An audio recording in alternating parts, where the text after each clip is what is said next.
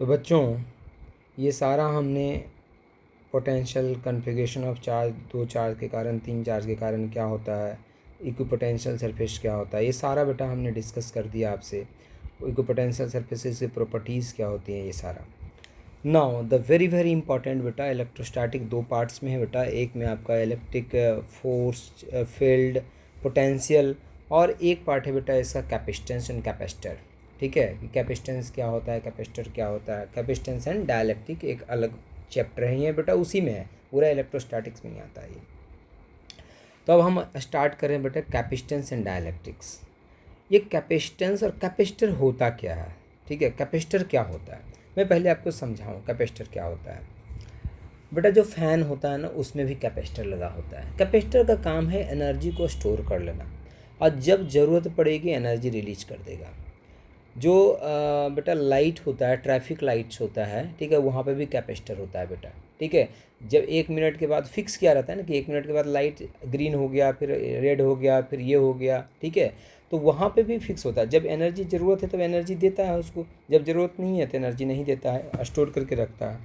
तो कैपेसिटर एक डिवाइस है, कैपेसिटर एक डिवाइस है जो कि एनर्जी को क्या कर रखता है बेटा, स्टोर करता है, और जब ज़रूरत होती है सिस्टम को एनर्जी दे देता है, जब ज़रूरत नहीं होती है तो एनर्जी स्टोर करके अपने पास रखे रहता है बेटा। तो एक capacitor is one of several kind of devices used in the electric circuit of radios, computers and other such equipments. Capacitor provide temporary storage. ये कोई परमानेंट स्टोरेज नहीं होता है बेटा, इसमें टेम्पररी स्टोरेज होता है, temporary storage of energy in circuits and can be made to release it when required. The property of a capacitor that characterise its ability to store energy is called its capacitance. जो इसकी property जिसके कारण ये energy store करता है उसको हम capacitance बोलते हैं बेटा। ठीक है, तो अब है कैपेसिटेंस क्या होता है। ठीक है, नाउ कि कैपेसिटेंस क्या होता है। द कैपेसिटेंस होता है जो एनर्जी स्टोर करके रखता है, जो प्रॉपर्टी उसकी। इफ वी गो, अब देखो क्या लिखा हुआ है, if we go on pouring liquid in a vessel, the vessel of the liquid goes on rising. सही बात है, अगर एक वैसल है बेटा आपके पास, अगर लिक्विड इसमें बढ़ाते चले जाएंगे, ठीक है, राइज करते चले जाएंगे, तो उसी तरह से क्या होगा कि the vessel the level of liquid goes on rising. अगर लिक्विड इसमें आप डालते चले गए, लिक्विड डालते चले गए, तो लेवल इसका क्या करता चला गया, राइज करता चला गया। राइज करता चला गया मतलब कि एनर्जी, इसकी पोटेंशियल एनर्जी बढ़ती चली गई। Similarly if we go on giving a charge to a conductor, if we go on giving charge to a conductor, अगर एक कंडक्टर को आपने चार्ज देना स्टार्ट कर दिया और देते जा रहे हैं, देते जा रहे हैं, देते जा रहे हैं, क्या होगा, it's potential keeps on rising. इसका पोटेंशियल क्या करता रहेगा बेटा, राइज करेगा। इसका पोटेंशियल क्या करेगा, राइज करेगा। It's potential keeps on rising. दस बेटा मतलब जितना आप चार्ज देंगे उतना ज़्यादा उसका पोटेंशियल बढ़ता हुआ चला जाएगा। हाँ, ये सही बात है। तो जितना आप चार्ज देंगे उतना ज़्यादा पोटेंशियल बढ़ता हुआ चला जाएगा। मतलब चार्ज जो हो गया डायरेक्टली प्रोपोर्शनल टू क्या हो गया बेटा, पोटेंशियल। नाउ जब Q is directly proportional to V हो गया बेटा, जब प्रोपोर्शनल का साइन हटा इक्वल टू आया तो एक कांस्टेंट आता है, and this constant is known as a proportionality constant, and इसी को कैपेसिटेंस बोला जाता है, कैपेसिटी ऑफ द कंडक्टर बोला जाता है बेटा। Here C is a constant of proportionality and is called the capacitance. इसी को हम क्या बोलते हैं, कैपेसिटेंस, और कैपेसिटी ऑफ द कंडक्टर। तो C इजकल टू कितना हो गया बेटा, C is equal to Q upon V। Capacitance of a conductor, capacitance of a conductor is thus defined as the ratio of charge on it to its potential. The value of C depends upon, board में पूछा जाता है बेटा, ये तीनों point 2 number में board में पूछा जाता है, very important.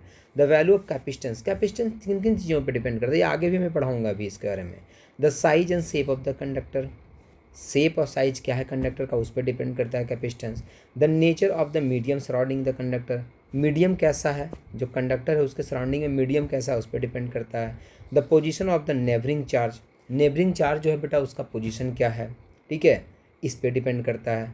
Now it deals not however depends upon the material of the conductor, material कैसा है कंडक्टर का उस पर डिपेंड ये नहीं करता है बेटा। लेट V इजकल टू 1, अगर V की वैल्यू 1 हो गई बेटा, पोटेंशियल की वैल्यू 1 हो गई, तो Q इजकल टू कितना हो जाएगा, C। तो C इक्वल टू हम Q लिख सकते हैं। तब यहाँ से डेफिनेशन नया निकल गया, capacitance of a capacitor is thus numerically equal to amount of charge required to raise its potential through unity. जब पोटेंशियल यूनिटी होता है तो कैपेसिटेंस जो होता है चार्ज के बराबर होता है। यहाँ से कैपेसिटेंस का डेफिनेशन निकल गया। The CGS unit of capacitance is called an ESU। जो सीजीएस यूनिट होता है कैपेसिटेंस का वो ESU में मेजर किया जाता है और स्टार्ट फैराड में मेजर किया जाता है बेटा। किसे मेजर किया जाता है? स्टार्ट फैराड में। ठीक है, तो स्टार्ट फैराड इक्वल टू कितना हो गया बेटा? 1 स्टार्ट कूलम। क्योंकि चार्ज की सीजीएस यूनिट क्या है? Start coulomb. याद होगा बेटा, स्टार्टिंग में पढ़ाया था। चार्ज की जो सीजीएस यूनिट है वो क्या है? Start coulomb. और जो वोल्ट की जो सीजीएस यूनिट है वो क्या होता है? स्टार्ट वोल्ट होता है बेटा। The SI unit of capacitance is called farad. जो एसआई यूनिट होता है बेटा कैपेसिटेंस का वो क्या होता है बेटा? फैराड होता है। 1 फैराड इक्वल टू कितना हो गया बेटा? तो अगर एसआई में बात करेंगे तो कूलम अपॉन वोल्ट आ गया। Capacitance of a capacitor is thus said to be 1 farad if its potential rises through the 1 volt when a charge of 1 coulomb is given to it. Also, 1 farad is equal to 1 coulomb upon 1 volt. 1 coulomb की value अगर हम बात करें तो start farad में तो 3 × 10⁹ start farad होता है, स्टार्ट वोल्ट होता है इतना। तो 1 farad equal to 9 × 10⁻11 stat farad. ये रिलेशन हो गया बेटा आपका किस में? SI में और CGS में। और इसी तरह से 1 stat farad equal to 1.11 pico farad होता है बेटा। ठीक है, डायमेंशनल फार्मूला पर कैपेसिटेंस का डायमेंशनल फार्मूला क्या हो गया? तो C equal to Q upon V हो गया। चार्ज का डायमेंशन कितना हो गया बेटा? 80। वोल्ट का डायमेंशन कितना हो गया? mL²T-3 so this is the dimension formula of capacitance. बेटा बोर्ड में 1 नंबर के लिए वेरी वेरी इंपॉर्टेंट, कई बार पूछा गया बेटा बोर्ड में। ठीक है, नाउ यहाँ से ये सारे क्वेश्चन बेटा पोटेंशियल से रिलेटेड क्वेश्चन है, ये सारे क्वेश्चन सॉल्व कीजिए बेटा। ठीक है, और देखो ये सब सोल्यूशन। अच्छा, कई बच्चे पूछ रहे थे, देखो बेटा ये सब सोल्यूशन वो बहुत सारे छोटे छोटे पार्टिकल जो हैं, ड्रॉप जो हैं, मिल करके एक बड़ा ड्रॉप बनाएंगे तो उसका पोटेंशियल क्या हो जाएगा। देखो सब क्वेश्चन यहाँ पे सॉल्व किया हुआ है। ठीक है, तो ये देखोगे बेटा आप, इसमें नेक्स्ट PDF में हर जगह आपको सोल्यूशन मिल जाएंगे बेटा। ठीक है, तो ये सारा क्वेश्चन वगैरह कीजिए। फिर अब कैपेसिटेंस स्टार्ट हो गया बेटा, 4 से 5 दिन में कंप्लीट हो जाएगा चैप्टर ये बेटा आपका।